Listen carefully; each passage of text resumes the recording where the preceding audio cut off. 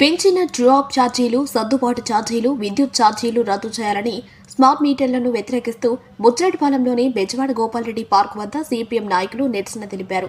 ఈ సందర్భంగా CPM party జిల్లా కార్యవర్గ సభ్యులు పుల్లయ్య మాట్లాడుతూ, నేటి ముఖ్యమంత్రి చంద్రబాబు నాయుడు 2000 సంవత్సరంలో ఆగస్టు 28వ తేదీన విద్యుత్ ఛార్జీలకు వ్యతిరేక ప్రదర్శన చేసినప్పుడు పోలీసులచే లాఠీ చర్యలకు బలే బషీర్బాగ్ వద్ద పోలీసులు జరిపిన కాల్పుల్లో ఆసువులు భాసిన అమరవీరుల 25వ వర్ధంతి సందర్భంగా వారికి నివాళులు అర్పించి నాయకుల చేత ప్రతిజ్ఞ చేయించారు.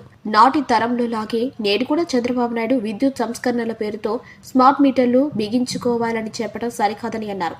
ప్రజలపై టర్న్ ఆఫ్ ఛార్జీల పేరుతో భారాన్ని మోపడం బాధాకరమని ఆయన ఆవేదన వ్యక్తం. నా పేరు మంగళ పుల్లయ్య. నేను సిపిఎం పార్టీ జిల్లా కార్యదర్శి వర్గ సభ్యులను. ఈరోజు 25 సంవత్సరాల క్రితం అంటే 2000 సంవత్సరం ఆగస్టు 28వ తేదీన నాటి తెలుగుదేశం ప్రభుత్వం, ఆనాటి ముఖ్యమంత్రి, ప్రస్తుత మన ముఖ్యమంత్రి అయిన చంద్రబాబు నాయుడు విద్యుత్ ఛార్జీలు విపరీతంగా పెంచారు.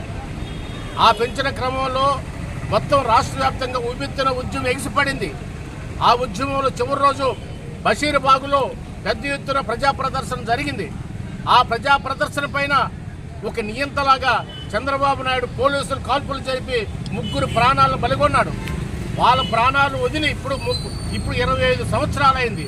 మరలా ఇప్పుడు ఈ రాష్ట్రంలో చంద్రబాబు నాయుడు ముఖ్యమంత్రిగా వచ్చి ఇప్పుడు విద్యుత్ సంస్కరణల పేరుతో స్మార్ట్ మీటర్లు బిగించుకోండి అని చెప్పి ఎప్పుడు కంటికి కనిపించకుండా చాప కింద నీరులాగా విపరీతంగా విద్యుత్ ఛార్జీలు పెరిగిపోతున్నాయి. ఈ నెల 500 కడితే మరలా నెలకి 1500 అవుతుంది. ఈ దుర్మార్గంగా డ్రాప్ ఛార్జీలని రకరకాల ఛార్జీల పేరుతో విద్యుత్ ఛార్జీలు విపరీతంగా పెంచేస్తున్నారు. ప్రజలపైన ఈ రకంగా భారాలు మోపడం చాలా బాధాకరం. కూటమి ప్రభుత్వం వచ్చిన తర్వాత వాళ్ళ ఇష్టారాజ్యం అయిపోయింది. 25 సంవత్సరాలు పూర్తయిన సందర్భంగా ఆ అమరవీరులు తలుచుకుంటూ వాళ్ళు ప్రాణాలు వాళ్ళు చేసిన త్యాగాలు వృధా కానివ్వము, మీ ఆశయాలు కొనసాగిస్తూ మరలా విద్యుత్ పోరాటానికి అందరూ సన్నిద్ధం అవుతామని చెప్పి ఈ సందర్భంగా ప్రమాణం చేస్తున్నాం మిత్రులారా.